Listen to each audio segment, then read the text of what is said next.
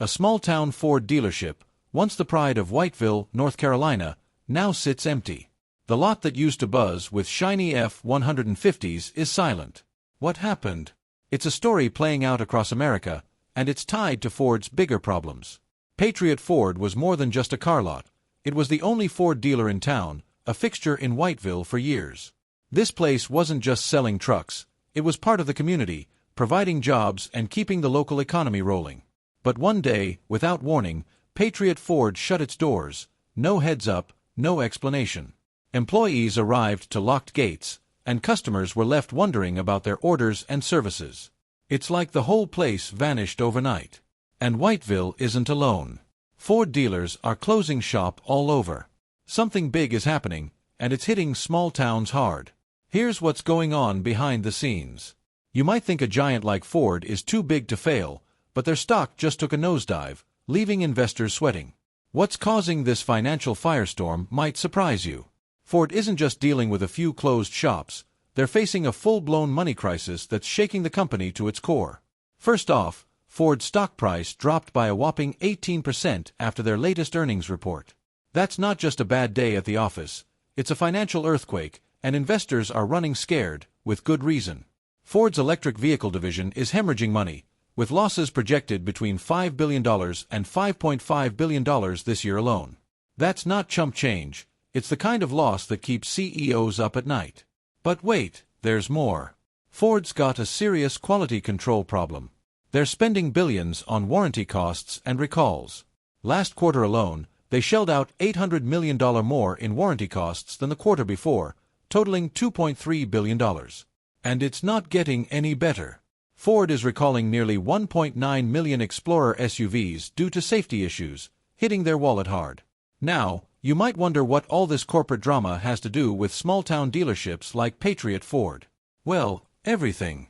When Ford is scrambling to save money, it's the little guys who feel the squeeze first.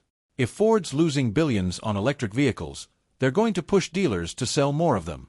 But in places like Whiteville, North Carolina, how many people are lining up to buy expensive electric trucks? Not many.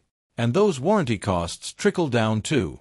When Ford's spending billions fixing mistakes, they have less money to support dealers, provide marketing budgets, offer incentives, or maintain inventory.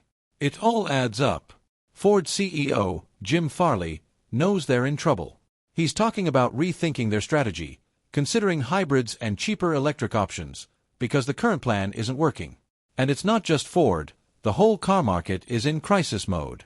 People are paying about $1,000 more for new vehicles than they were 5 years ago. Interest rates are through the roof, and more people are falling behind on car payments. So, what does this mean for Ford and dealerships like Patriot? It means big changes are coming. Ford can't keep losing billions on electric vehicles and can't keep recalling millions of cars. Something's got to give. Ford's biggest moneymaker has become its biggest problem.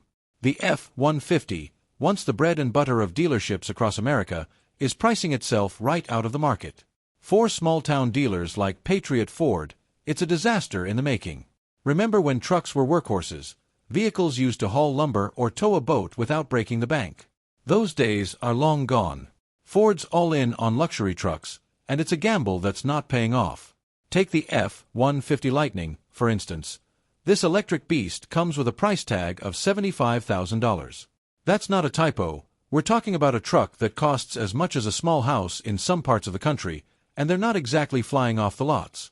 So, why did Ford think this was a good idea? Bigger vehicles mean bigger profits, or at least that's how it used to work. Ford figured they could make more money by focusing on high-end trucks and SUVs.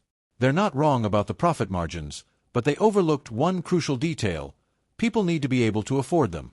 The average consumer is now paying about $11,000 more for new vehicles than they were 5 years ago, a big jump, especially when wages haven't exactly skyrocketed. And we're not even talking about those $75,000 trucks yet. So what happens when a small-town dealer like Patriot Ford tries to sell these luxury-priced vehicles? It's not pretty. In Whiteville, North Carolina, how many people are lining up to drop $75,000 on a truck? Not many. These dealers are stuck with inventory they can't move and customers they can't serve. Here's where it gets messy. Ford's strategy is backfiring big time. Dealers can't sell these expensive trucks, so they're not ordering more, leading to less cash flow for Ford, which in turn puts more pressure on dealers.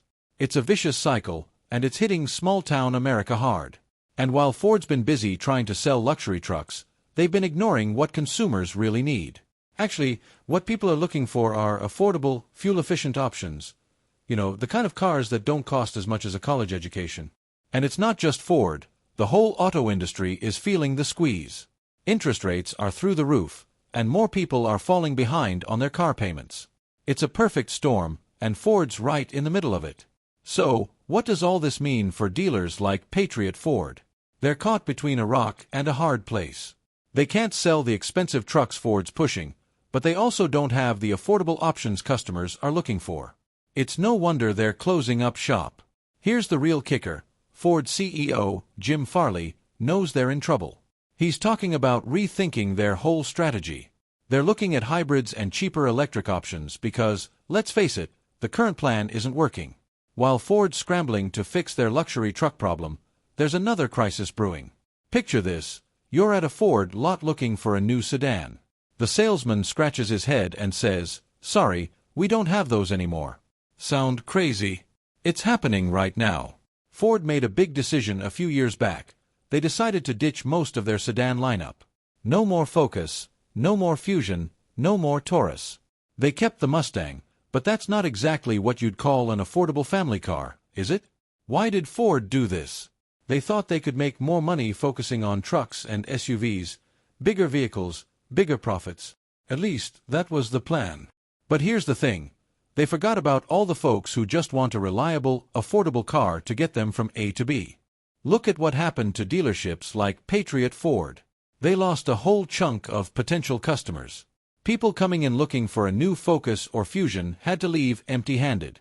And let's face it, not everyone wants or needs a massive F-150. Now let's talk about the elephant in the room. Car prices. They're going up, up, up. On average, people are paying about $1,000 more for new vehicles than they were 5 years ago. And get this, many models are now over $40,000. That's a lot of cash for something that loses value the second you drive it off the lot. You know what's really wild? While Ford's been busy pushing these expensive trucks and SUVs, consumers are heading in the opposite direction. Sales of subcompact crossovers are up by 20%, and compact cars are seeing a 12% boost. Meanwhile, truck sales are down about 4%. It's like Ford zigged when the market zagged. They pulled out of the affordable car game just as people started looking for affordable cars.